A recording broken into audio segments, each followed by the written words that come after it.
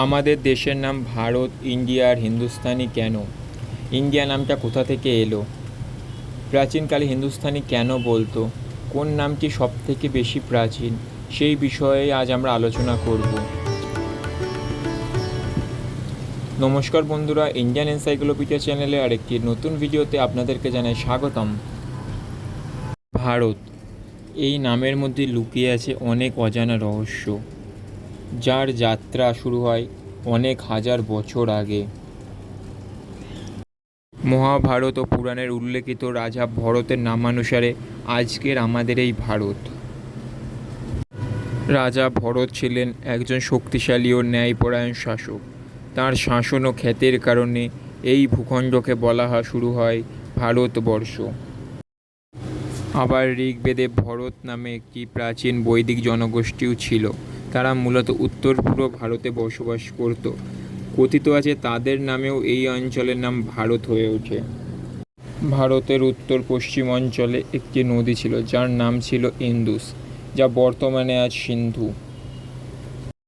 খ্রিস্টপূর্ব ষষ্ঠ শতাব্দীর পারস্যের মানুষ স্বধ্বনিকে হ উচ্চারণ করত, তাই তারা সিন্ধুকে হিন্দু বলতো। তখন হিন্দু কোনো ধর্মকে বোঝাতো না, তখন এটি সিন্ধু নদীর পূর্ব তীরে বসবাসকারী একটি অঞ্চলকে বোঝাতো। গ্রিকরা দ্য গ্রেট আলেকজান্ডারের সময় হিন্দু শব্দকে ইন্দোস বলতো।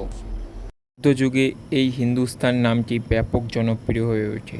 দিল্লি সালতানাত এবং পরে মুঘল সাম্রাজ্য ব্যাপক বিস্তার লাভ করে। সেই সময় অনেক শাসক, কবি, ভ্রমণকারী ভারতীয় উপমহাদেশের হিন্দুস্তান নামে উল্লেখ করে।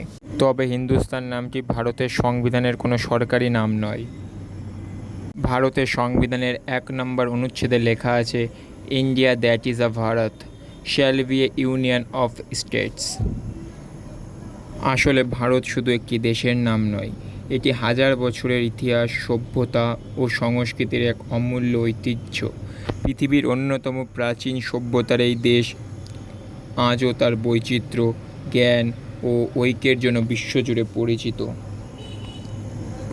ইতিহাসের এমন অজানা গল্প জানতে চ্যানেলটিকে সাবস্ক্রাইব করে দিন, পাশে থাকা বেল আইকনটি বাজিয়ে দিন।